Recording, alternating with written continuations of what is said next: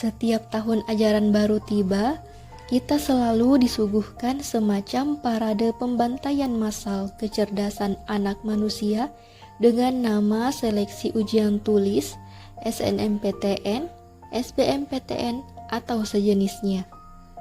Pada saat itulah, para anak didik akan mengadu nasib agar diterima di sekolah atau perguruan tinggi favoritnya.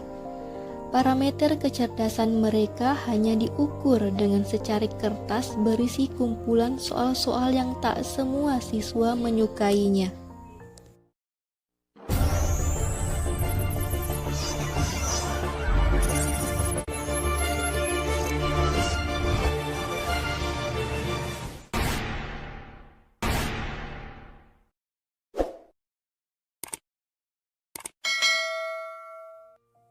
Menurut Musa Asy'ari, sekolah kita hanya sebatas mengerjakan teori-teori belaka, tanpa memberi kesempatan kreatif untuk bergumul dan memahami realitas secara intensif.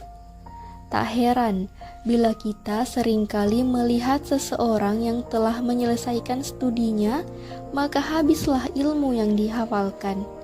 Sebab ilmunya tidak terkait dengan realitas yang dihadapinya. Mereka hanya mendapatkan secarik kertas tanda tamat tanpa penguasaan terhadap ilmu itu sendiri. Mewadahi beragam potensi. Konsep multiple intelligence Howard Gardner memang bukan lagi hal baru. Namun, sampai sekarang banyak pendidik yang belum mengetahuinya. Banyak pendidik yang mengesampingkan adanya beragam potensi anak didik atau bahkan memaksa anak didik untuk menguasai satu bidang ilmu tertentu. Munif Hatib pernah menulis bahwa sekolah unggul adalah sekolah yang memandang bahwa tak ada satupun anak didiknya yang bodoh, dan anak didik merasa tak ada satupun pelajaran yang sulit. Dalam diktat SDK Mangunan, Romo Mangun mengatakan bahwa sesungguhnya setiap anak di dalam dirinya telah dianugerahi benih-benih niat dan akal untuk semakin tahu tentang semua hal yang ia jumpai atau alami. Namun, dalam pelaksanaannya ada yang tidak sama, karena ada anak yang lamban, juga ada anak yang cepat dalam hal memahami.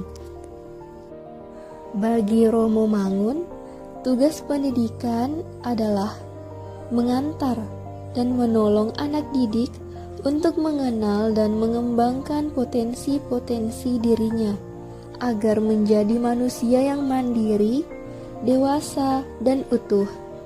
Lebih jauh, Ibnu Sina mengemukakan tujuan pendidikan harus diarahkan pada upaya mempersiapkan seseorang agar dapat hidup di masyarakat secara bersama-sama dengan melakukan pekerjaan atau keahlian yang dipilihnya sesuai dengan bakat, kesiapan, kecenderungan, dan potensi yang dimilikinya.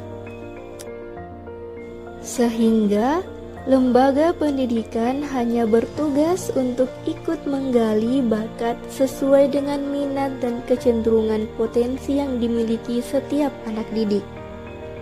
Dengan demikian, muara pendidikan yang manusiawi dalam konteks kulikuler adalah terwujudnya pendidikan yang bermakna, yang berarti suatu sistem yang menekankan pada watak atau karakter moral dalam sistem nilai dan aktualisasi pada diri peserta didik.